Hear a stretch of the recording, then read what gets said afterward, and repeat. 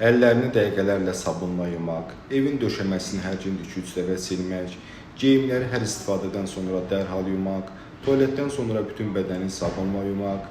telefonu hər istifadə sonrası spirtləmək, küçədə gələn paketləri 1 saat təmizləmək, pəncərə və qapı tutacaqlarını gündə bir neçə dəfə silmək, ailə üzvlərini hər dəfə evə gələndə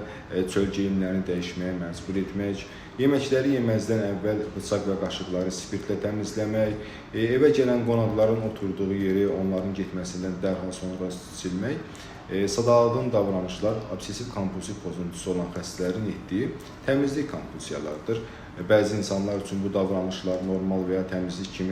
təmizkarlıq kimi görünsə də,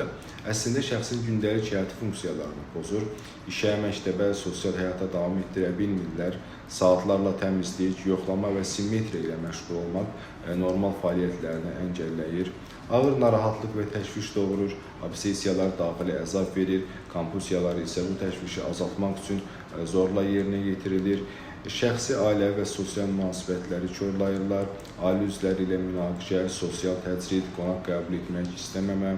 qonaq getmək istəməmə, insanlardan uzaqlaşma, özünü və başqasını təhlükəli saymaq, məsələn, mən xəstəliyə kiməsə keçirə bilərəm düşüncəsi. Bu kimi davranışlar obsessiv kompulsiv pozuntudan əziyyət çəkən pasientləri çox narahat edir və mütləq şəkildə vaxtında bu xəstəliyə görə müalicə olunmalıdırlar.